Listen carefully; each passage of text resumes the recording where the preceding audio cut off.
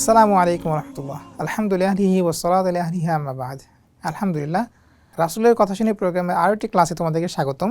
গত ক্লাসে তোমরা যে দুটি হাদিস মুখস্থ করেছিলে সেজন্য তোমাদেরকে সাধুবাদ এবং মুবারকবাদ জানাই।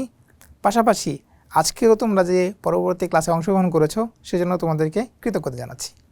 আজকে আমরা রাসূল সাল্লাল্লাহু আলাইহি ওয়াসাল্লামের খুবই গুরুত্বপূর্ণ একটি হাদিস শিখব, তা হলো দুআ নিয়ে। অর্থাৎ আমরা যখন আল্লাহর কাছে কোনো কিছু চাই, কেন আমাদের চাইতে হবে এবং কিভাবে চাইতে হবে সেই বিষয়গুলো আজকে আমরা আলোচনা করব। আর দুআউ সিলাহুল মুমিন, দোয়া হলো মুমিনের হাতিয়ার। হাতিয়ার মানে কি? হাতিয়ার মানে হচ্ছে অস্ত্র বা মাধ্যম। তুমি যদি কোনো কিছু কাটতে যাও তাহলে তোমার কী প্রয়োজন হয়? একটা নাইফ লাগে বা ছুরি লাগে বা চাকু লাগে, তাই না?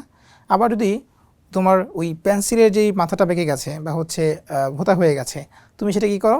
ওই কাটার দিয়ে হচ্ছে তোমার ওইটাকে আবার শুরু করো, তাই না? তো প্রত্যেক জিনিসের জন্যই কাজ করার কিছু মাধ্যম থাকে, কিছু ডিভাইস থাকে। বা ধরো যদি তুমি কারোর সাথে কথা বলতে চাও তখন কী হবে? ফোনের প্রয়োজন হবে, তাই না? তো আল্লাহ সুবহানাহু ওয়া তাআলার কাছে আমরা যখন দোয়া করব, এই দোয়াটাই কী হবে? একটা অস্ত্রের মতো কাজ করবে বা হচ্ছে হাতিয়ার হিসেবে কাজ করবে, একটা মাধ্যম হিসেবে কাজ করবে। তুমি যদি কারোর সাথে যুদ্ধে লিপ্ত হও, যেমন ধরো কাফিরদের বিরুদ্ধে যুদ্ধ হচ্ছে, যারা মুসলিমদের কী করেছে? হত্যা করেছে, তাদের নারীদেরকে ধর্ষণ করেছে, শিশুদেরকে হত্যা করেছে, এমন কারো বিরুদ্ধে তুমি যখন যুদ্ধে লিপ্ত হচ্ছ তখন তোমার কী হবে? অস্ত্রের প্রয়োজন হবে, তাই না? তো দোয়াটাও কিন্তু এক ধরনের অস্ত্র, দোয়াটাও হচ্ছে এক ধরনের হাতিয়ার, যার মাধ্যমে কী করা যায়? সকল কাজ সমাধান করা যায়। তো আমাদের যা কিছুই প্রয়োজন হবে আমরা আল্লাহ সুবহানাহু ওয়া তাআলার কাছে চাইব, এবং এক্ষেত্রে আল্লাহর কাছে সরাসরি চাইতে হবে। এমন না যে হচ্ছে কী করতে হবে? অমুক হুজুরকে ধরতে হবে, তমুক শায়েখকে ধরতে হবে বা তমুক জায়গায় যেতে হবে, ব্যাপারটা তেমন না। বরং আমাদের মাথায় রাখতে হবে এই যে ভ্রান্তি যে আল্লাহর কাছে সরাসরি চাওয়া যায় না বা হচ্ছে অন্য কোনো মাধ্যমে চাইতে হয়, কারো মাধ্যমে চাইতে হয়, ব্যাপারটা তেমন না। বরং আমরা সরাসরি আল্লাহর কাছে চাইব। কারণ মক্কা মুশরিকরা যারা ছিল তারা ভাবতো যে আল্লাহর কাছে সরাসরি চাওয়া যায় না, বরং মূর্তিদের কাছে চাইতে হয়, মূর্তিরা আল্লাহর কাছ থেকে পাশ করিয়ে এনে দেয়। তো এটা ইসলামের বিশ্বাস না। ইসলামের বিশ্বাসটা হলো আল্লাহ সুবহানাহু ওয়া তাআলা বলেছেন, ওয়াইদা সাআলাকা ইবাদি আন্নী ফাইন্নী করিব, যে মানুষ যদি আমাকে জিজ্ঞেস করে, আপনার কাছে জানতে চায় আমার সম্পর্কে, আপনি বলবেন যে আমি মানুষের কাছে আছি। হ্যাঁ, আর আমার কাছে যখন কোনো কিছু চাওয়া হয় আমি সেটা কী করি? প্রদান করি। তো আল্লাহর কাছে যখনই আমরা চাইবো তিনি আমাদের জন্য কী করবেন? তা ব্যবস্থা করে দেবেন। আমাদের যা কিছু প্রয়োজন হয় তাই আমরা আল্লাহর কাছে চাইবো। সেক্ষেত্রে আল্লাহর কাছে চাওয়ার কিছু গুরুত্বপূর্ণ আদব আছে। যেমন ধরো তুমি পবিত্র অবস্থায় চাইবে, হ্যাঁ, তারপরে হচ্ছে আল্লাহ সুবহানাহু কাছে একেবারে কায়মন বাক্যে চাইবে, যে একমাত্র এই বিশ্বাসে চাইবে যে আল্লাহ তোমাকে এটা দিতে পারেন সে জায়গা থেকে। আবার ধরো যে তুমি বিশেষ বিশেষ কিছু সময় আছে, সেই সময়গুলোতে দোয়া করতে পারো, যেমন জুমার দিন বা হচ্ছে লাইলাতুল কদর বা অন্যান্য যে গুরুত্বপূর্ণ সময়গুলো আছে সেখানেও করতে পারো। ফরজ সালাতের পরেও করতে পারো, কারণ রাসূল সাল্লাল্লাহু আলাইহি ওয়াসাল্লাম বলেছেন যে একজন জিজ্ঞেস করেছিল যে কোন দোয়াটা বেশি কবুল হয়। তো রাসূল সাল্লাল্লাহু আলাইহি ওয়াসাল্লাম বলেছেন দুবুরা কুল্লি সালাতিন মাকতুবা, যে প্রত্যেক ফরজ সালাতের পরে যে দোয়াটা করা হয় সেটা আল্লাহর কাছে কবুল হয়। শেষ রাতের দোয়া, হ্যাঁ, জাওফিল লাইলিল আখির মানে হচ্ছে শেষ রাতের দোয়া। তো শেষ রাতে যদি তুমি দোয়া করো এই দোয়াটাও কবুল হবে। এবং ফরজ সালাতের পর আমরা যখন দোয়া করি সেই দোয়াটাও কী হয়? অনেক বেশি কবুল হয়ে থাকে। তো এই বিষয়গুলোকে সামনে রেখে আমরা যখন আল্লাহর কাছে বারবার চাইবো এবং চাওয়ার আগে আল্লাহ সুবহানাহু ওয়া তাআলার প্রশংসা করব, তখন এই দোয়াটা কবুল হওয়াটা কী হবে? অনেক বেশি সহজ হবে। তো এখন আমরা দেখব যে আমাদের কোন কোন ক্ষেত্রে দোয়ার প্রয়োজন এবং কিভাবে সেটা আমরা বাস্তবায়ন করতে পারি। তো দোয়ার ক্ষেত্রে কিছু লক্ষণীয় বিষয় আছে, তা হলো যে আমরা নিয়মিত দোয়া করতে থাকবো। অর্থাৎ দোয়া করতে গেলে আমরা যেন হতাশ না হয়ে যাই, কেন এটা হচ্ছে না এমন, বা হচ্ছে একদিন দোয়া করেই শেষ, তারপর আর চাচ্ছি না। যতক্ষণ পর্যন্ত না আমরা কাঙ্ক্ষিত বিষয়টা লাভ করছি ততক্ষণ পর্যন্ত আল্লাহর কাছে কী করতে হবে?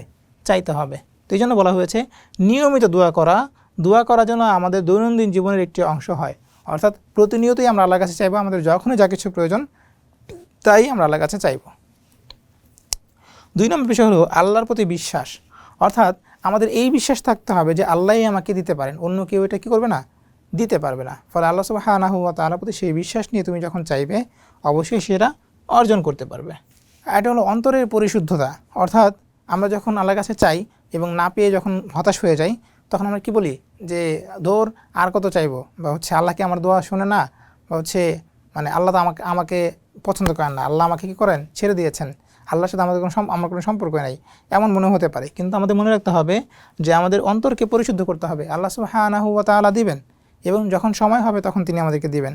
তো আমার কাজ হলো চেয়ে যাওয়া, আর আল্লাহর কাজ হলো কি প্রদান করা। তো আল্লাহ সুবহানাহু ওয়া তাআলা অবশ্যই আমাকে দিবেন, কিন্তু হচ্ছে তার আগে আমার অন্তরকে পরিশুদ্ধ করতে হবে। তারপর নিশ্চয়তা, যে দোয়া করার সময় নিশ্চিত হওয়া যে আল্লাহ সুবহানাহু ওয়া তাআলা সব কিছু শুনছেন এবং উত্তর দিবেন। একটু আগে যেটা বললাম যে অনেক সময় মনে হয় কি আল্লাহ আমার দোয়া শুনছেন না, আমার দোয়া কবুল হবে না, দোয়া করে কোনো লাভ নেই, হ্যাঁ, দোয়ার মাধ্যমে কি সব সমাধান হয় নাকি, এই যে নেগেটিভ চিন্তাভাবনা আছে এখান থেকে আমাদেরকে বেরিয়ে আসতে হবে এবং এই বিশ্বাস রাখতে হবে যে আল্লাহ সুবহানাহু ওয়া তাআলা সব দোয়াই শুনেন, সব দোয়াই কবুল করেন, তার প্রতিফলন হয়তো কখনো আগে হয় কখনো পরে হয়। এরপর সকল বিষয়ে দোয়া করা বা সব বিষয়ে দোয়া করা, অর্থাৎ যে কোনো বিষয়ের জন্য আল্লাহর কাছে দোয়া করা, ছোট বড় যা কিছুই হোক না কেন। অর্থাৎ তোমার কাছে মনে হতে পারে যে আমার ওয়াইফাইটা স্লো আছে, হ্যাঁ, এই অবস্থায় কি আমি আল্লাহর কাছে দোয়া করতে পারবো কিনা, বা এইরকম ছোটোখাটো বিষয়কে দোয়া করা যায় কিনা। না, তুমি এই জন্য আল্লাহর কাছে দোয়া করতে পারো যে আল্লাহ আমার স্পিডটা বাড়িয়ে দাও, বা হচ্ছে হঠাৎ জ্যাম লেগে আছে ট্রাফিকের কারণে, তুমি এই দোয়া করতে পারো যে আল্লাহ জ্যামটা দ্রুত ছাড়িয়ে দাও, বা হচ্ছে তোমার দেখতে একটু প্রবলেম হচ্ছে, হ্যাঁ, তো তুমি এই দোয়া করতে পারো আল্লাহ আমার দৃষ্টিশক্তি বাড়িয়ে দাও। এবং আমরা অনেক সময় কী করি, জ্ঞান বৃদ্ধির জন্য দোয়া করি যে রব্বি জিদনি ইলমা, যে আল্লাহ আমাকে কী করুন, আমার জ্ঞান বাড়িয়ে দিন।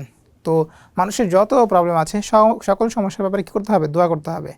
যেমন আমরা কোরআনের দিকে যদি যাই, দেখবে যে সকল নবীর কিছু না কিছু দোয়া ছিল, হ্যাঁ, প্রত্যেকেই দোয়া করেছেন রব্বানা আতিনা ফিদ দুনিয়া হাসানা ওয়া ফিল আখিরাতি হাসানা ওয়া কিনা আযাবান নার, যে আল্লাহ আপনি আমাকে কী করুন, এই দুনিয়াতে সফলতা দান করুন এবং আখিরাতেও কী করুন, সফলতা দান করুন।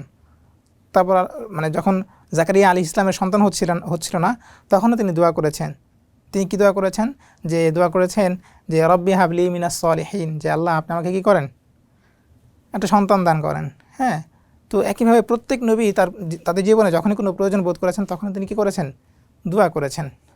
তারপর ধরো যে ইউনুস আলাইহিস সালাম, তিনিও কিন্তু কী করেছেন, দোয়া করেছেন। হ্যাঁ, তো সকল ক্ষেত্রেই আমাদের দোয়ার আছে এবং হাদিসের ভান্ডার দেখবে, হাদিসের ক্ষেত্রে দেখবে যে অনেক অনেক দোয়া আল্লাহ সুবহানাহু ওয়া তাআলার কাছে রাসূলুল্লাহ আলাইহি ওয়াসাল্লাম করেছেন। তো এই দোয়াগুলো আমাদের শিখতে হবে এবং আমাদের জীবনে যখনই আমরা কোনো প্রয়োজন বোধ করব সেই দোয়াগুলো আল্লাহর কাছে করব এবং আল্লাহ সুবহানাহু ওয়া তাআলা আমাদের সেই প্রতিদান দেবেন।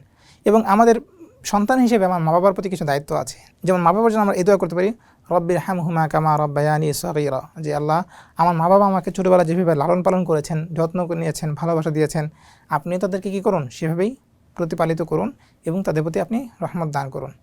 তো এই ধরো যে চাকরির জন্য দোয়া করা যেতে পারে, পরীক্ষায় সফলতার জন্য দোয়া করা যেতে পারে, জ্ঞান বৃদ্ধির জন্য দোয়া করা যেতে পারে, সৌন্দর্য বৃদ্ধির জন্য দোয়া করা যেতে পারে, উত্তম আচরণের জন্য দোয়া করা যেতে পারে, কেউ হয়তো একটু বেশি রাগী, সে রাগ কমানোর জন্য আল্লাহর কাছে দোয়া করতে পারে। তো বিভিন্নভাবে আমরা যখন আল্লাহর কাছে আমাদের এই প্রয়োজনগুলো জানাবো, আল্লাহ সুবহানাহু ওয়া তাআলা আমাদের কী করবেন, দান করবেন। এবং সবচেয়ে গুরুত্বপূর্ণ দোয়া হচ্ছে সঠিক পথে পরিচালিত হওয়ার দোয়া করা, যে আয় আল্লাহ আল্লাহুম্মা হদিনা সিরাতাল মুস্তাকিম, আল্লাহ আপনি আমাকে কী করেন, সরল পথে অবিচল রাখেন। তো সরল পথ মানে হচ্ছে সোজা পথ, বা যে পথে আল্লাহ সুবহানাহু ওয়া তাআলা অসন্তুষ্ট হবেন না সেই পথ। অর্থাৎ আল্লাহ যা করতে বলেছেন তা আমরা করব, যা করতে বলেনি তা থেকে বিরত থাকব। এর মাধ্যমে কী হবে, আমাদের সরল পথে অবিচল থাকাটা সহজ হবে। তো আশা করি তোমরা আজকের এই দোয়াটা যে কেন হাতিয়ার, কীভাবে হাতিয়ার তা বুঝতে পেরেছো এবং কীভাবে আমাদের জীবনে এর প্রতিফলন ঘটতে পারে সেটাও দেখতে পেয়েছো।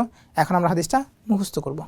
তো চলো এখন আমরা হাদিসটা মুখস্থ করি এবং আজকের হাদিসটা খুবই ছোট, তো মুখস্থ করাটা অনেক বেশি সহজ হবে। রাসূল সাল্লাল্লাহু আলাইহি ওয়াসাল্লাম বলেছেন আদ-দুআউ সিলাহুল মুমিন, আদ-দুআউ সিলাহুল মুমিন, দোয়া হচ্ছে মুমিনের জন্য হাতিয়ার। আদ-দুআউ সিলাহুল মুমিন অর্থ হচ্ছে দোয়া মুমিনের অস্ত্র।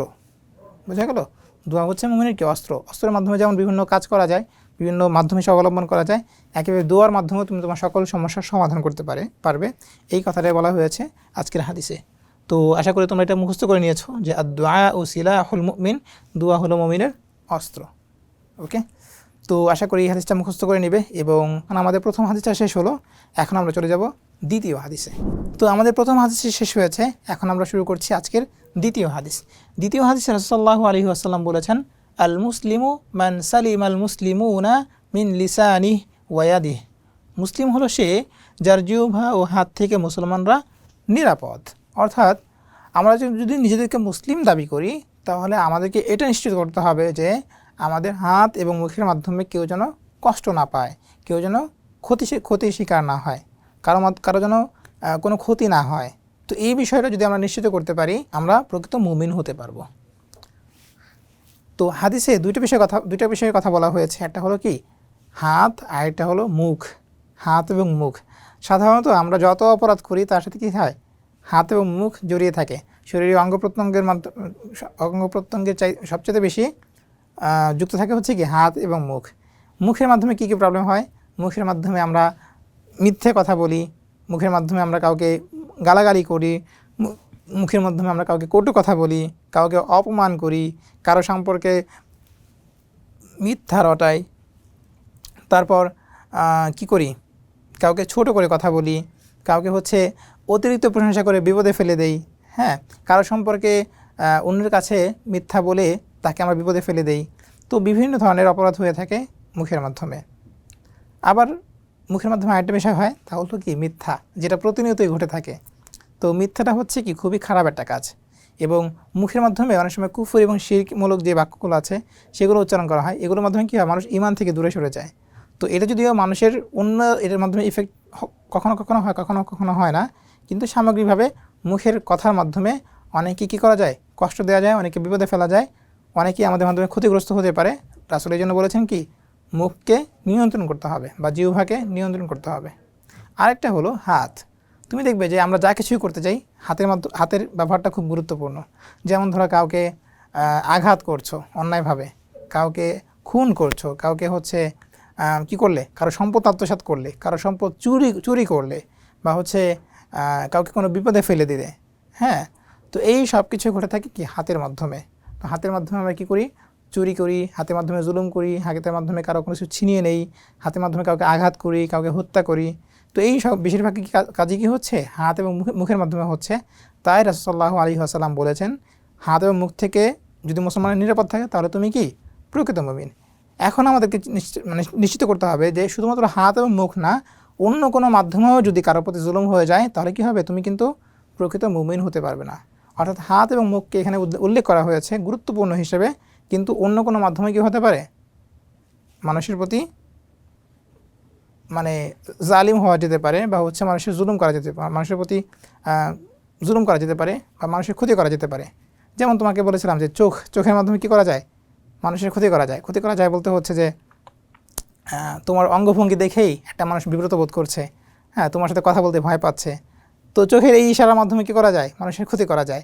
তো উদ্দেশ্য হলো রাসূল সাল্লাল্লাহু আলাইহি ওয়াসাল্লাম বলেছেন যে কোনোভাবে যেন আমরা আমাদের নিজেদেরকে নিয়ন্ত্রণ করতে পারি, যাতে করে আমাদের মাধ্যমে কেউ ক্ষতিগ্রস্ত না হয়। ওকে, তো এখন আমরা এই হাদিসের যেই বাস্তব জীবনের প্রয়োগটা আছে সেটা দেখব। তার মাধ্যমে আমাদের কাছে ক্লিয়ার হবে যে কোন কোন ক্ষেত্রে আমাদের হাত এবং মুখের মাধ্যমে মানুষ ক্ষতিগ্রস্ত হতে পারে। তো প্রথম কথা হলো ভালো ব্যবহার বা উত্তম আচরণ। মুসলমানদের প্রতি সদয় ও সহানুভূতিশীল আচরণ করা, অর্থাৎ মুসলিমদের সাথে আমাদের এমন আচরণ করতে হবে যার মাধ্যমে কেউ কখনো কষ্ট বোধ করবে না। তোমার কথাবার্তা, তোমার চালচলন, তোমার হাসি, সব কিছুর মাধ্যমে যেন একটা মানুষ তোমার প্রতি কথা বলতে আগ্রহ বোধ করে, তোমার সাথে মিশতে চায়, তোমার সাথে একটু সময় কাটাতে চায়, যার মাধ্যমে কী হবে, তার উপকার হবে। আবার কিছু কিছু মানুষ থাকে না, যাদের সাথে মানুষ কথা বলতেই ভয় পায় বা কথাই বলতে চায় না। এটা হচ্ছে একজন প্রকৃত মুমিনের পরিচয় হতে পারে না। মুমিনটা হচ্ছে ভাই ভাই। তো তোমার আচরণ এমন হবে যে তোমার সাথে মানুষ একটু কথা বলতে চাইবে, তোমার সাথে একটু দেখা করতে চাইবে, অন্তত জাস্ট তোমার সাথে একটু মুসাফাহা করবে বা হাত মিলিয়েই সে চলে যাবে এমন। তো তোমার প্রতি যদি এমন হয় তাহলে হচ্ছে মানুষ কী করবে, তোমার প্রতি আকৃষ্ট হবে এবং তোমার কাছ থেকে মানুষ উপকৃত হতে পারবে। রাসূল সাল্লাল্লাহু আলাইহি ওয়াসাল্লামের কাছে যখন যারা মিশতেন বা হচ্ছে তার সাথে যারা মিশতেন, তারা প্রত্যেকেই ভাবতেন যে রাসূল সাল্লাল্লাহু আলাইহি ওয়াসাল্লাম তাকেই সবচেয়ে বেশি ভালোবাসেন, এবং তাদের মধ্যে এই প্রতিযোগিতা হতো। তারা বলতো যে রাসূল সাল্লাল্লাহু আলাইহি ওয়াসাল্লাম সবচেয়ে বেশি আমাকে পছন্দ করেন, অন্যরা ভাবতো যে তাকেই হয়তো রাসূল সাল্লাল্লাহু আলাইহি ওয়াসাল্লাম বেশি পছন্দ করেন। মূলত রাসূলের আচরণটা এমন ছিল যে তার কাছে গেলেই মানুষ ভাবতো যে এই মানুষটা খুবই ভালো এবং সে আমাকে খুব ভালোবাসে। তো আমাদের আচরণ এমন হতে হবে যার মাধ্যমে মুমিন বা মুসলিম যারা আছে প্রত্যেকেই আমাদের সাথে মিশতে চায়। তারপর মুখের মাধ্যমে কি প্রবলেম হয়, যে মন্দ কথা বলা থেকে বিরত থাকা, অর্থাৎ অন্যদের সম্পর্কে খারাপ মন্তব্য না করা। মুখের মাধ্যমে আমরা কি করি, অন্য সম্পর্কে খারাপ মন্তব্য করি, অন্য সম্পর্কে মিথ্যা রটাই, অন্য সম্পর্কে মানুষের মধ্যে একটা আতঙ্ক ছড়িয়ে দেই, বা হচ্ছে কারো প্রতি বিতৃষ্ণা ছড়িয়ে দেই। হ্যাঁ, আমি কাউকে বললাম যে হচ্ছে ও ভালো না কেন, ওর এই সমস্যা সেই সমস্যা, যদিও তার মাঝে ওই সমস্যাগুলো নেই, কিন্তু আমি বলে বলে কী করলাম, মানুষের মাঝে তার সম্মানহানি করলাম, বা হচ্ছে কোনো সম্মানিত ব্যক্তিকে অপমান করলাম। তো এর মাধ্যমে কি হতে পারে যে সমাজে বিশৃঙ্খলা সৃষ্টি হবে এবং একজন মানুষ শুধু শুধু আমার কারণে কষ্ট পাবে। আর এই যে মানুষের অর্থ সম্পদ কেড়ে নেওয়া যেমন জুলুম, তারপরে হচ্ছে তাকে আঘাত করা যেমন জুলুম, একইভাবে কারো সম্মান নষ্ট করা এটাও কিন্তু জুলুম। তো সম্মান নষ্ট করা হতে পারে কিভাবে? কথা বলার মাধ্যমে। তুমি তার সম্পর্কে একটা ভুল তথ্য দিলে, তুমি তার সম্পর্কে একটা মিথ্যা কথা বললে, তখন কি হবে? তার যে সম্মান আছে সমাজে, সেই সম্মানটা ক্ষতিগ্রস্ত হবে বা ক্ষুণ্ণ হবে। ফলে কি হলো? তুমি তার সম্মান ছিনিয়ে নিলে, এটাও কি হবে? এক ধরনের জুলুম হবে। আর এটা হলো নেতিবাচক আচরণ এড়ানো, হিংসা ও বিদ্বেষ থেকে দূরে থাকা। অর্থাৎ আমরা যখন কারোর প্রতি হিংসা বিদ্বেষ লালন করি তখন আমরা কী করি? সেগুলো হাতের মাধ্যমে অথবা মুখের মাধ্যমে প্রকাশ করি। তা আমাদের নিশ্চিত করতে হবে যে আমাদের কথায়, আমাদের আচরণে, আমাদের আচার ব্যবহারে কখনো যেন কোনো কেউ কষ্ট না পায়। তো হাদিস থেকে যে শিক্ষণীয় বিষয়গুলো আমরা শিখতে পেরেছি, আশা করছি আমরা আমাদের জীবনে বাস্তবায়ন করব এবং এর মাধ্যমে একটা সুন্দর সমাজ গড়ে উঠবে। বোঝা গেল? তো অনেক ক্ষেত্রেই আমরা মানুষকে বিভিন্ন সময় কষ্ট দিয়ে ফেলি, সেই কষ্টগুলো থেকে আমাদেরকে দূরে থাকতে হবে এবং যে কোনোভাবে মানুষের উপকার করা যায় সেভাবে উপকার করব। যদি উপকার করার সুযোগ তৈরি না হয়, অন্তত তাদেরকে কী করব না? ক্ষতি করব না। তো আশা করি হাদিসটি তোমরা বুঝতে পেরেছো। এখন আমরা এই হাদিসটি মুখস্থ করে নিব। রাসূলুল্লাহ সাল্লাল্লাহু আলাইহি ওয়াসাল্লাম বলেছেন, আল মুসলিমু মান সালিম আল মুসলিমুনা মিন লিসানিহি ওয়া ইয়াদিহি। আল মুসলিমু মান সালিম আল মুসলিমুনা মিন লিসানিহি ওয়া ইয়াদিহি। আমি পড়ছি, আমার সাথে তোমরাও পড়ো। আল মুসলিমু মান সালিম আল মুসলিমুনা মিন লিসানিহি ওয়া ইয়াদিহি। আল মুসলিমু মান সালিম আল মুসলিমুনা মিন লিসানিহি ওয়া ইয়াদিহি। মুসলিম হলো সে যার জিহ্বা ও হাত থেকে মুসলমানরা নিরাপদ। অর্থাৎ তোমার হাত এবং মুখ থেকে কি সবাই যখন নিরাপদ বোধ করবে তখন তোমার সাথে সবাই মিশতে চাইবে এবং ইসলামের প্রকৃত বার্তা মানুষের মাঝে ছড়িয়ে পড়বে। তো আশা করি তোমরা এই হাদিসটা মুখস্থ করে নিবে। হাদিসটা একটু বড়, কিন্তু তোমরা যদি ছোটো ছোটো করে ভাগ ভাগ করে মুখস্থ করে নাও তাহলে খুব সহজেই মুখস্থ করতে পারবে। তো আশা করছি তোমরা হাদিসটি বুঝতে পেরেছো এবং হাদিসটা মুখস্থ করে নেবে এবং তার চেয়ে বড় কথা, তোমাদেরকে এমন আচরণ করতে হবে যার মাধ্যমে কি হবে না, মানুষ কখনোই ক্ষতিগ্রস্ত হবে না। তো এই মানুষকে ক্ষতি থেকে বাঁচিয়ে রাখা, এটাই হচ্ছে কি তোমার ইমানের জন্য সবচেয়ে বড় চ্যালেঞ্জ। তো তুমি এই চ্যালেঞ্জ কতটুকু ফেস করতে পারছো, কতটুকু উতরে যেতে পারছো, এটাই হচ্ছে তোমার দেখার বিষয়। তো আল্লাহ সুবহানাহু ওয়া তাআলা আমাদেরকে এই তৌফিক দান করুন যে আমাদের কথায়, আচরণে, আমাদের ভাষায়, আমাদের ব্যবহারে কখনো যেন কোনো মানুষ কষ্ট না পায়, সেটাই আমাদেরকে নিশ্চিত করতে হবে। আল্লাহ সুবহানাহু ওয়া তাআলা আমাদেরকে প্রকৃত মুমিন হওয়ার তৌফিক দান করুন, প্রকৃত মুসলিম হওয়ার তৌফিক দান করুন। তো আজকের ক্লাসটা এখানে শেষ হচ্ছে। দেখা হবে নেক্সট ক্লাসে। তবে তার আগে অবশ্যই তোমরা হাদিসগুলো মুখস্থ করে নেবে। তো বিদায় নিচ্ছি, দেখা হবে নেক্সট ক্লাসে ইনশাআল্লাহ। আসসালামু আলাইকুম ওয়া রাহমাতুল্লাহ।